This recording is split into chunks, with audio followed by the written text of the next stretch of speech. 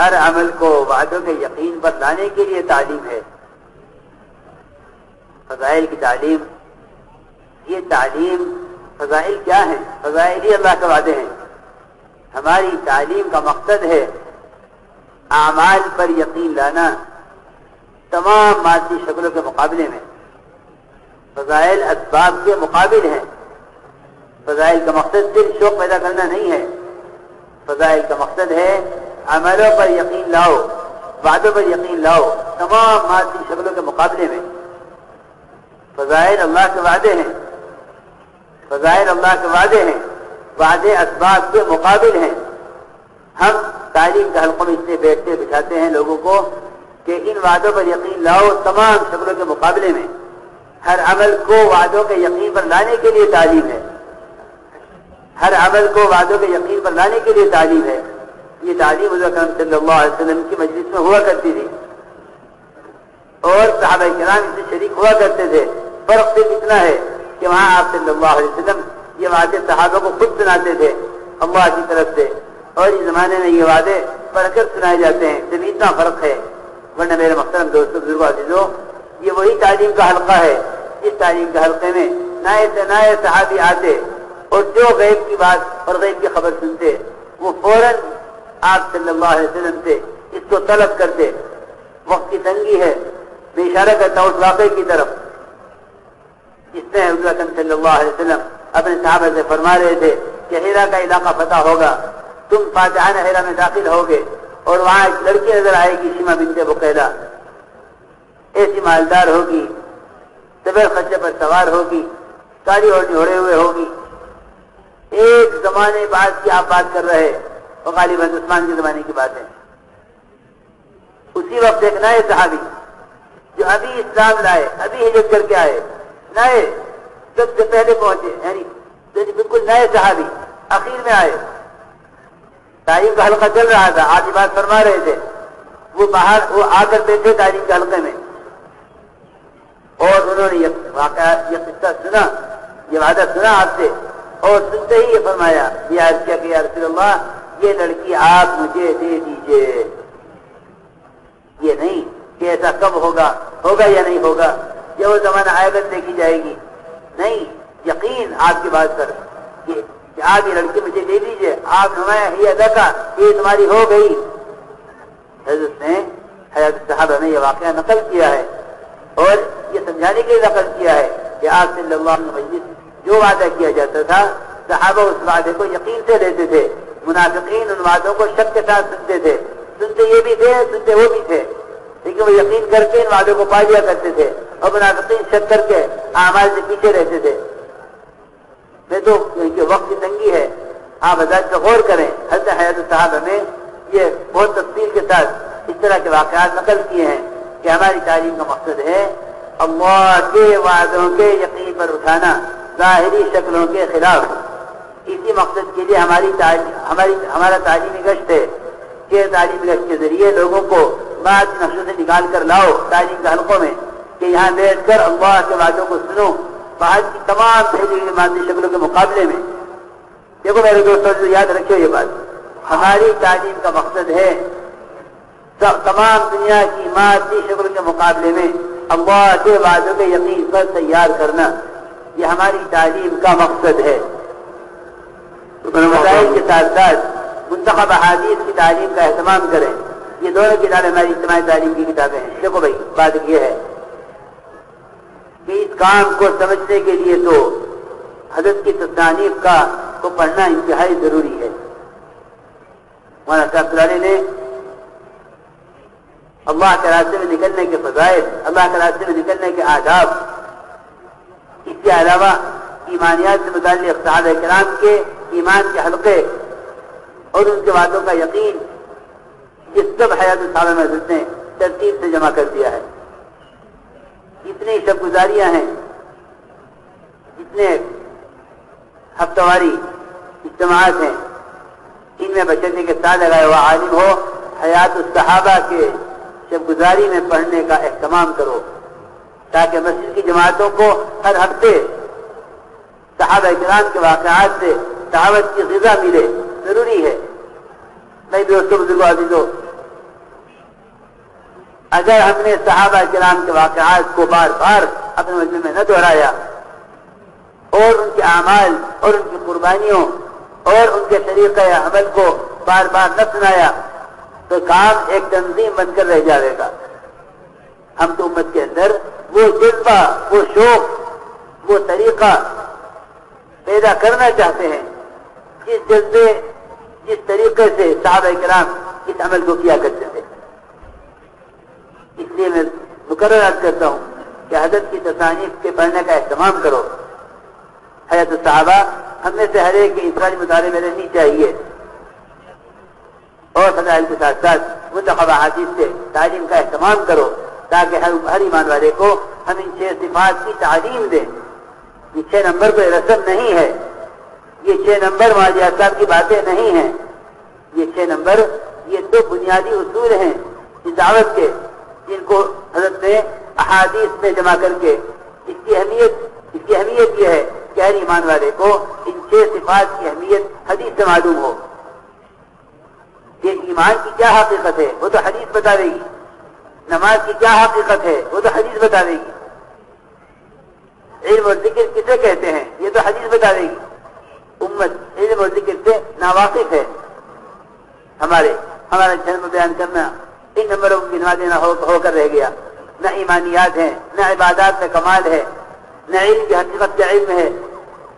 میرے دوستوں عزیزوں، اس بات یاد رکھو کہ ان حدیثوں کا مقصد ہے ان 6 صفات کو احادیث کے معیار اور حضور اکرم صلی اللہ علیہ وسلم کی کہ اقوال کے معیار سے ان صفات کو سمجھنا اور اپنے اندر ان صفات کو اس معیار سے پیدا کرنا، یہ مقصد ہے اس کا. اسے میں عرض کر رہا ہوں کہ تعلیم کا طریقہ یہ ہے کہ دونوں کتابوں تعلیم کا اہتمام ہو. ایک حدیث کو 3 بار پڑھا جائے. یہ سنت طریقہ ہے آپ صلی اللہ علیہ وسلم کی تعلیم کا. کان اذا تکلم بکلمۃ اعادها ثلاثا، جب آپ کی بات فرماتے 3 مرتبہ فرماتے. اسی کے ساتھ ساتھ ہمیں تعلیم کے ساتھ تعلیمی گشت کرنا ہے. اپنے مقام پر رہتے ہوئے تو مسجد کی آبادی کے عمل میں ہمیں باہر کے نقشوں سے لوگوں کو نکال کر مسجد میں نقد لانا ہے کہ مسجد میں تعلیم کا حلقہ ہو رہا ہے، آپ تشریف لے چلیں. ہمارا کوئی پروگرام نہیں ہے کہ فلاں وقت تعلیم ہوتی ہے آپ آنا، نہیں.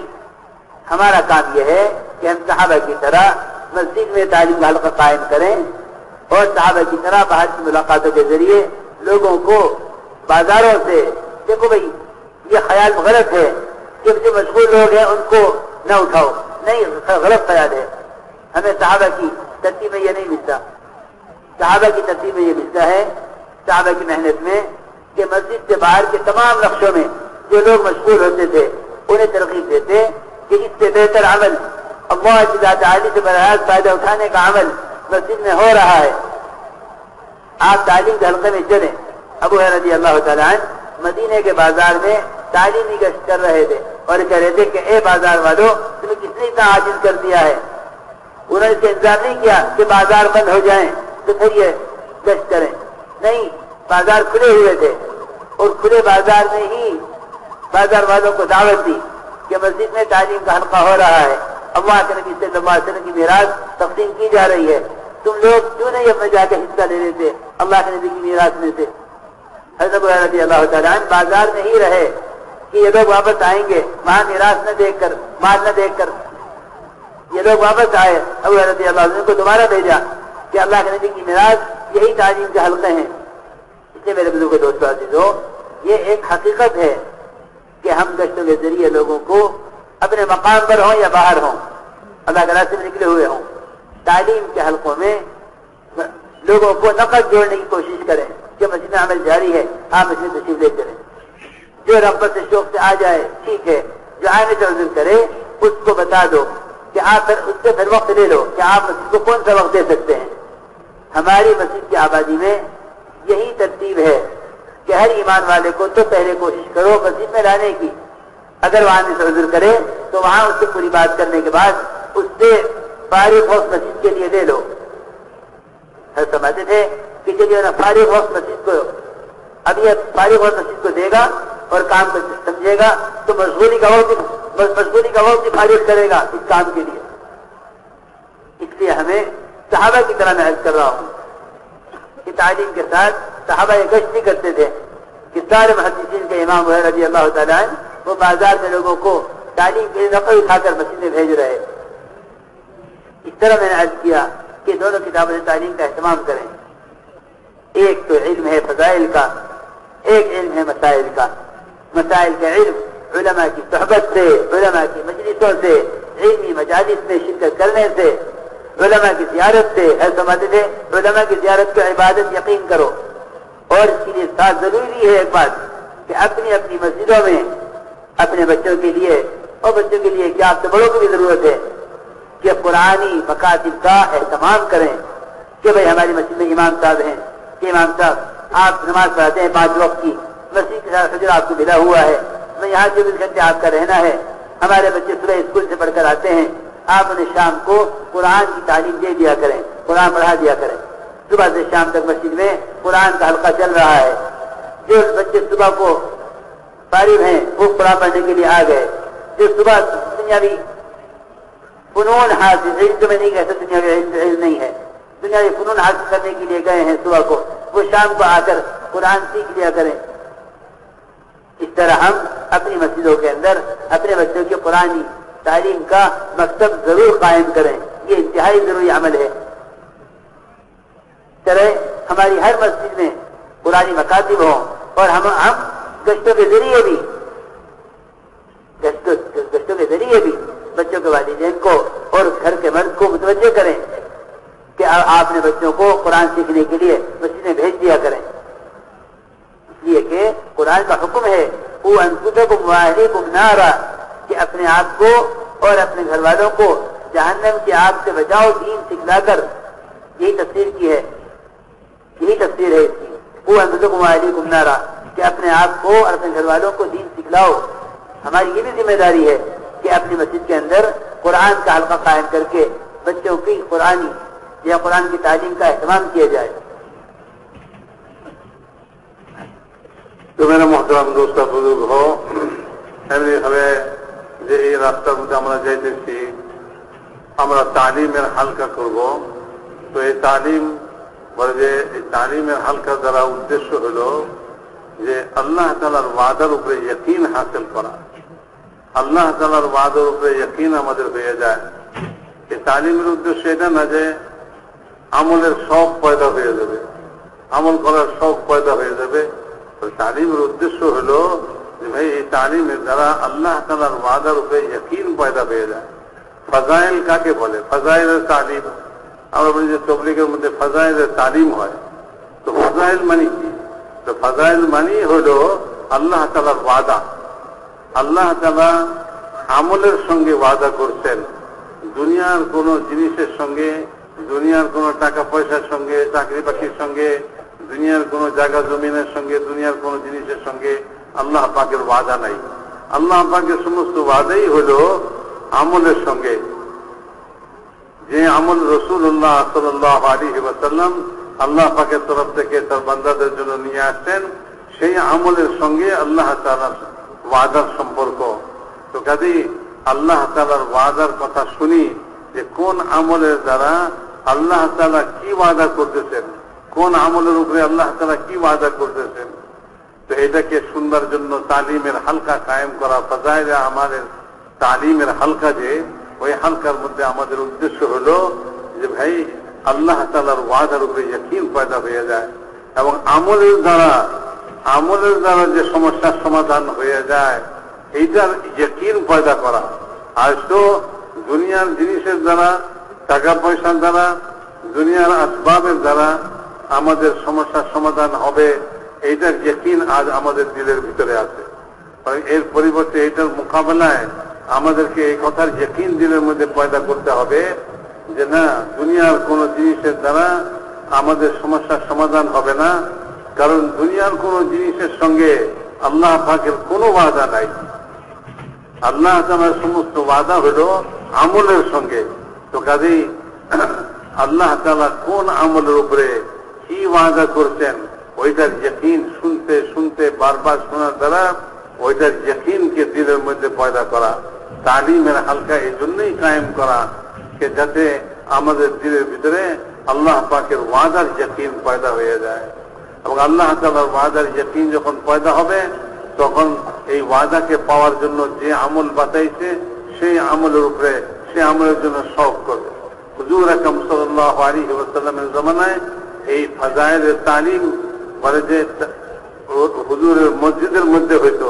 পার্থক্য হলো এইটুকু যে সেখানে সরাসরি রাসূলুল্লাহ সাল্লাল্লাহু আলাইহি ওয়াসাল্লাম বলতেছেন আর সাহাবারা শুনতেছেন। আর আমাদের জমানায় বলে যে হুজুর সাল্লাল্লাহু আলাইহি ওয়াসাল্লাম তো দুনিয়াতে নাই, আমরা হুজুর সাল্লাল্লাহু আলাইহি ওয়াসাল্লামের হাদিস পড়তেছি, আর এইটা একজনে পড়তেছে, 10 জনে শুনতেছে। শুধু এইটুকুই পার্থক্য যে রাসূলুল্লাহ সাল্লাল্লাহু আলাইহি ওয়াসাল্লামের জমানায় হুজুর স্বয়ং বয়ান করতেছেন, আর এই মানে আমরা হুজুর সাল্লাল্লাহু আলাইহি ওয়াসাল্লামের ওই হাদিসগুলা তালিমের হালকাতে পড়তেছি। হুজুর আমাদের মজলিসের মধ্যে স্বয়ং বলতেছেন না, এইটুকুই শুধু পার্থক্য। তা না হইলে রাসূলুল্লাহ সাল্লাল্লাহু আলাইহি ওয়াসাল্লামের জামানায়ও হুজুরের মসজিদও এই ফাজাইলের তালিমই বলতে হবে এটাকে, যে রাসূলুল্লাহ সাল্লাল্লাহু আলাইহি ওয়াসাল্লাম স্বয়ং তিনি যে বয়ান করতেছেন, আমলের ফজিলত বয়ান করতেছেন। সাহাবা রাদিয়াল্লাহু তাআলা আনহুম আজমাইন ওই সমস্ত মজলিসের মধ্যে আল্লাহ এবং আল্লাহ রাসূলের কথার উপরে এইরকম তাদের ইয়াকিন পয়দা হইতো, এরকম ইয়াকিন যে উনি একটা ঘটনা শুনাইতেছেন।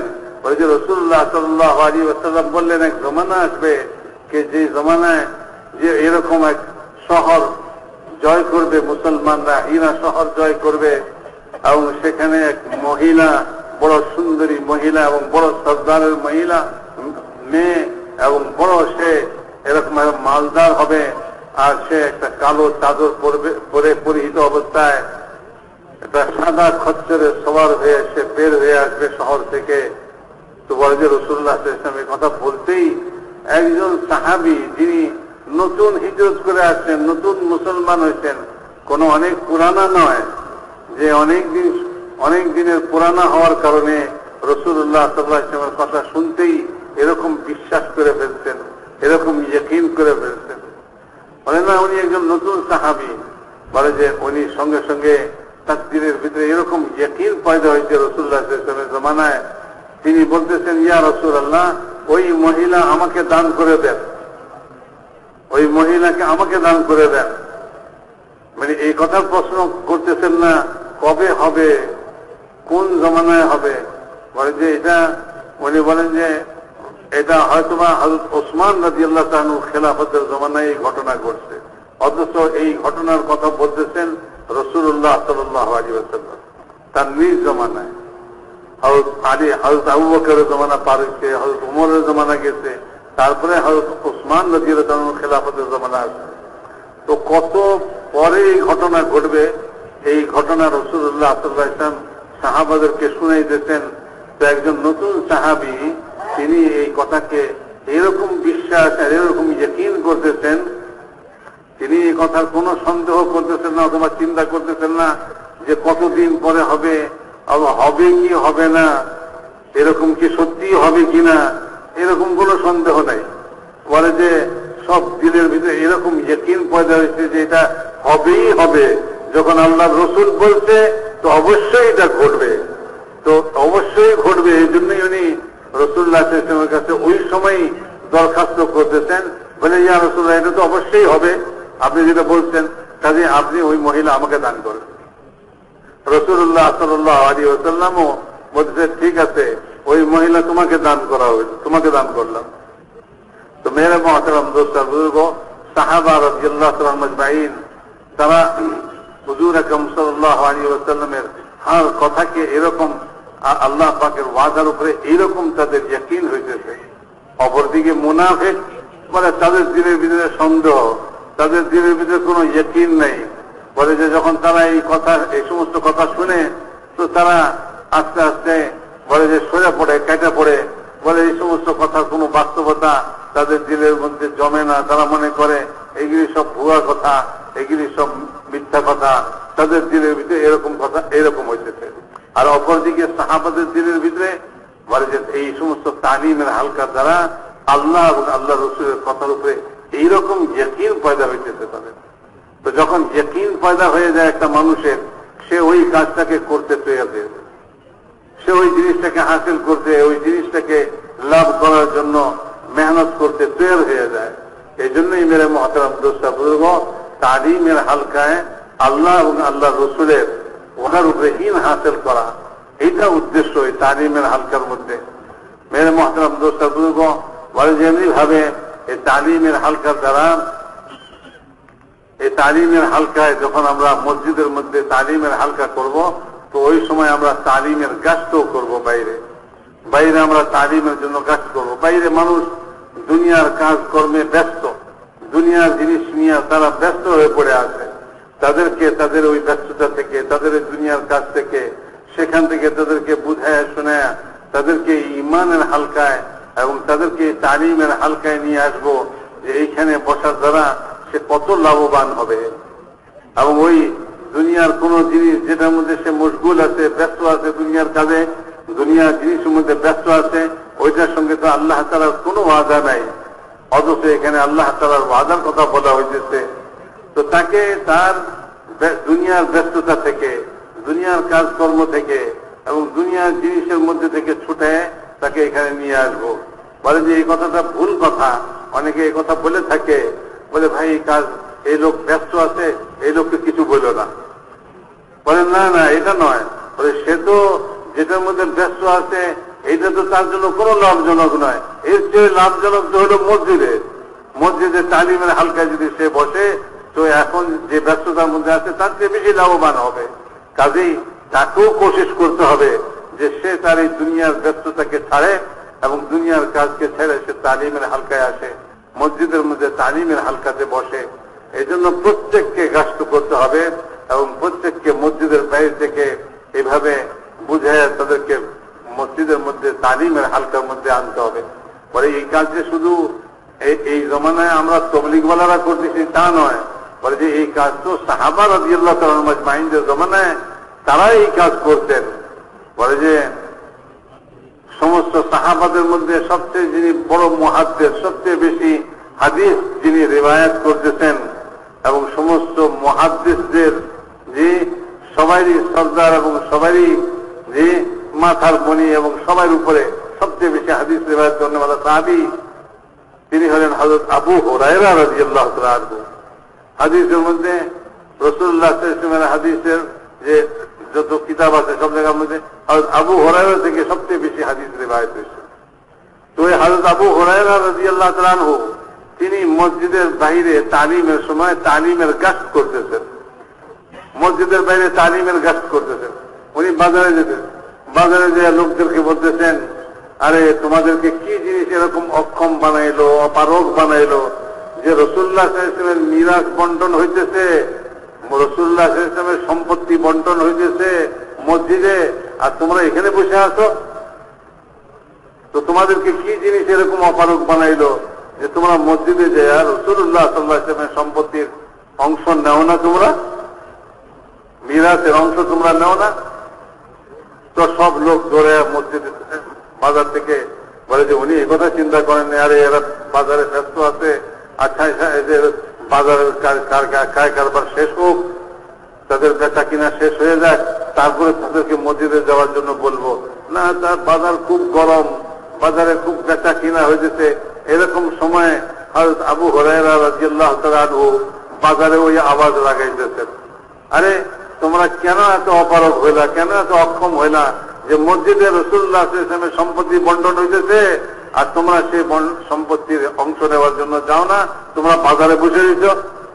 বলে এই কথা শুনে সবাই বাজারের মধ্যে বেচা কিনা সব জিনিসপত্র, সব দোকান সব রেখা তারা সব মসজিদের দিকে দৌড়াইতে শুরু করে। তো মনে করলো যারা রাসূলুল্লাহ সাল্লাল্লাহু আলাইহি ওয়াসাল্লামের সম্পত্তি বন্টন হইতেছে, এটা থেকে আমি অংশ নিব না। তো সব পুরা বাজার মসজিদের দিকে দৌড়ছে। তো তারা মসজিদে যায় দেখতেছে সেখানে তালিমের হালকা হইতেছে, সেখানে আলিমের হালকা হইতেছে। তো তারা আবার ফিরে আসছে, এসে বলতেছে, আবু হুরায়রা আপনি বললেন মসজিদে রাসূলুল্লাহ সাল্লাল্লাহু আলাইহি ওয়াসাল্লামের সম্পত্তি বন্টন হইতেছে, আমরা তো সেখানে কোনো সম্পত্তি বন্টন হইতে দেখলাম না, আমরা তো দেখলাম সেখানে তালিম হইতেছে। হযরত আবু হুরায়রা রাদিয়াল্লাহু তাআলা বলেন, আরে এই তালিমের হালকায় যে ইলমের কথা আলোচনা হইতেছে, তো এটাই তো রাসূলুল্লাহ সাল্লাল্লাহু আলাইহি ওয়াসাল্লামের সম্পত্তি। রাসূলুল্লাহ সাল্লাল্লাহু আলাইহি ওয়াসাল্লাম তো এই সম্পত্তি উম্মতকে দিয়ে গেছেন। তো মেরে মহতারাম দোস্তা বুজুর্গ, হযরত আবু হুরায়রা রাদিয়াল্লাহু তাআলার মতো এত বড় মুহাদ্দিস, সাহাবাদের মধ্যে মুহাদ্দিস, যত মুহাদ্দিস পরবর্তী মুহাদ্দিসিনে কেরাম পরবর্তীতে আসছেন তাদের সবার চেয়ে বড় সাহাবী কোন হাদিস যিনি বর্ণনা করতেছেন তিনি সবার চেয়ে বড়, সবার চেয়ে উঁচা। আর আবু হুরায়রা রাদিয়াল্লাহু তাআলার মতন এরকম এক মুহাদ্দিস সাহাবাদের মধ্যে তিনি তালিমি কাজ করতেছেন। মসজিদে তালিম চলতেছে আর মসজিদের বাইরের লোকদেরকে বুঝাই শুনে মসজিদে পাঠাইতেছে। এই জন্য মেরে মহতারাম দোস্তা বুঝবো, এটা কোনো নতুন জিনিস নয় যে মসজিদে তালিম হবে আর আমরা মসজিদের বাইরে তালিমের গাস্ত করব, বরং এটা তো সাহাবাদের জমানা থেকে এরকম পেয়ে আসছে। সাহাবা রাদিয়াল্লাহু তাআলা আজমাইন এই কাজ করছেন। কাজেই আমরা মসজিদের বাইরে যখন মসজিদে তালিমের হালকা কায়েম করব, সঙ্গে সঙ্গে মসজিদের বাইরে এই তালিমের জন্য আমরা গাস্ত করব এবং লোকদেরকে আপন আপন ব্যস্ততা থেকে উঠায়া তাদেরকে দুনিয়ার কাজে তারা ব্যস্ত হয়ে আছে, দুনিয়ার জিনিসের মধ্যে তারা ব্যস্ত হয়ে আছে, তো এখান থেকে তাদেরকে উঠায়া আমরা মসজিদের মধ্যে নিয়ে আসবো। এই জন্য মেরে মহতারাম দোস্তা বুজুর্গ, একটা হলো তালিমের হালকা মসজিদের মধ্যে, ফাজাইলের তালিম, আল্লাহ তাআলার ওয়াদার উপরে ইয়াকিন হাসিল করার জন্য, আর এই তালিমের হালকার জন্য আমরা দুজন করে মসজিদের বাইরে গেলাম এবং মসজিদের বাইরে যে যেখানে আছে চাই সে ব্যস্ত থাকুক, চাই সে অবসর থাকুক, আমরা মনে করি যে অবসর লোকদেরকে ধরে ধরে মসজিদে নিয়ে যাই, তাদেরকে তালিমের হালকায় বসাই। উনি বলতেছেন এই কথা যে না, যে দুনিয়ার কাজে ব্যস্ত আছে তাকে মনে করতেছি ব্যস্ত, আরে সে তো বড় লোকসানের মধ্যে আছে, সে তার এই ব্যস্ততা থেকে তাকে উঠাইয়া নিয়ে আমরা মসজিদের তালিমের হালকায় বসাই। দুনিয়ার কাজের ব্যস্ততা যেন আমাদের কাছে গুরুত্ব না পায়। দুনিয়ার কাজের ব্যস্ততা এটা কোনো গুরুত্বপূর্ণ জিনিস নয়। মেরে মহতারাম দোস্তা বুজুর্গ, একটা হলো তালিমের হালকা কায়েম করা, মসজিদকে আবাদ করা। আর মেরে মহতারাম দোস্ত উনি এই কথাও বলছেন এই কথা যে আমাদের এই তালিম কোনো প্রোগ্রাম নয়, যে দিনের বেলা একটা প্রোগ্রাম হবে, অমুক সময় হবে, তা আপনি অমুক সময় আসেন। কারণ আমরা তালিমের কাজ করতে গেলে অনেক সময় কোন লোক ওজোর করবে, সত্যি তার কোনো ওজোর আছে, এখন সে যাইতে পারতেছে না, তো আমরা তাকে এই কথা না বলি যে অমুক সময় তালিম হবে তো ওই সময় আপনি আসবেন, বরং এইটা বলি যে আপনি কখন আসতে পারেন। আপনি আপনার ফুরসত বলেন, আপনার এই ওজোর কখন শেষ হবে, আপনি কখন মসজিদে আসতে পারেন। এটা কি অর্থ? মানে আপনি যখনই মসজিদে আসবেন, যখন আপনার সুবিধা মতো আপনি মসজিদে আসবেন, তালিমের হালকা পাবেন। তো কাজে আমাদেরকে মসজিদে তালিমের হালকা মানে প্রোগ্রাম হিসাবে দিনে একবার এরকম নয়, বরং বাইরে যে আমি গাস্ত করলাম সেই হিসাবে আমাকে তালিমের হালকা কায়েম করতে হবে।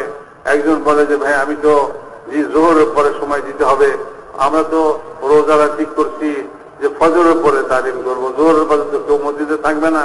অথচ গাছের মধ্যে যখন গেছি তো সে বলে আমি তো এখন এমন ব্যস্ত আছি, আমি তো এখন যেতে পারতেছি না, তো আমি তো জোহরের পরে কিছু সময় দিতে পারি।